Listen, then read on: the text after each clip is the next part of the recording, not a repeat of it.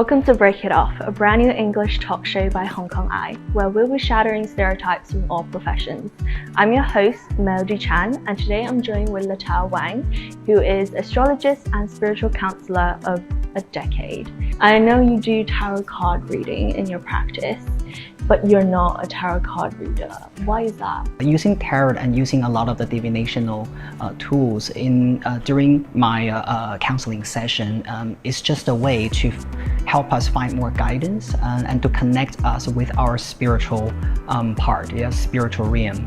And so I wouldn't really identify just as a tarot reader, because I believe a lot of the tarot reading practice is is often associated with a pure fortune telling. But I guess my practice is more or less focusing on the spiritual health and our mental health. And apart from mistaking you as a fortune teller, what other roles have they also mistaken you as? Sometimes people tend to, have this misunderstanding about professionals, right, working this industry. They think, we're all the same. Whether you are a tarot reader, you're an astrologist, you're a numerologist, you are a Reiki master, you all do the same thing. One of the typical things that people really want to know is they want to have a guarantee about their future. One of the key things about these kind of questions is that the universe doesn't work that way. And sometimes in order for us to have the so-called richness, right, or the satisfaction in our emotional life, we might need to either change our attitude, change our behavior, and change the way we have lived so that we are creating that abundance or prosperity in the future. And I think that a lot of the stereotypes actually came from the rumors that we heard. At the end of the day, it's about we don't know something enough. I think the best thing for us to do is, before we engage ourselves with a spiritual professional, right, read through their website, understanding what they're really doing and what they can provide, and you will have a better understanding about whether this is a right person for you. It's also for them to understand that every professional is different. And I suppose you also try to find an understanding yourself. How did you find it yourself? My spiritual journey really started when I lived in Sydney, Australia. When I was around 23, 24, I think I was pursuing my master's degree in professional translation. Tarots, originally they were playing cards. In the ancient days in Italy, right? People used to use them just to play games with each other. But slowly we noticed that there are actually archetypes embedded in each card. So there's nothing really magical about the cards, because they are just paper.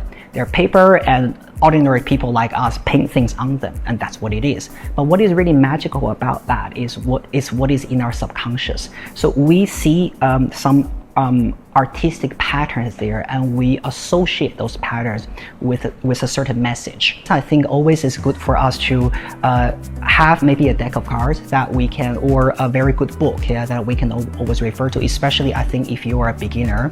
And so the book that I've recently published is called Oracle of the Mythic Heroes, is this one. So this deck of cards includes 40 archetypes card from ancient Greek and Roman mythology. I'll just pull this card. Very good. Strategy. Okay. Yeah. So I want to talk a little bit about this card. And so when we look at this card, the mythical figure on the card, his name is Odysseus, and this is a very famous mythical hero from Homer's Iliad and Odyssey. When this card appears in your reading, in your question, maybe this card needs you to be very strategic with the question in hand. This is not about using the brawn, but using the brain. Because this card is also related to the constellation sign Libra, so this strategy also needs you to focus a little bit more on networking. And that is so true, because I actually find happiness from talking to people. That's very interesting, right? That's really true. Yeah, so this is actually about that kind of, the network that you have, where the people from all walks of life that you meet. Very good. That's a very, very good message. Yeah. So was that a successful reading? Absolutely. Yeah. Also, I like the number. If you look at the number on the card, it's number 19. So when you plus, let's do 1 plus 9, you go to 10. Right? And 1 plus 0, that goes to 1 again. This number will trickle down to number 1, which is about a new beginning. And this also sets makes very different between fortune telling and spiritual counseling. Because fortune telling is about, I'll tell you this is what's going to happen and deal with it.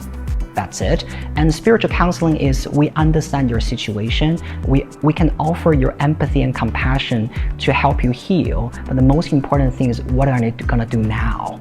I don't want people to feel that they're constantly looking for a guarantee from the universe that something will happen or will not happen. But I want us to all collectively understand how to become a better version of ourselves, so that naturally the good result will come to us. Thank you for being here with us, Latao. Thank you so much for having me. I'm really glad to be here. Yeah.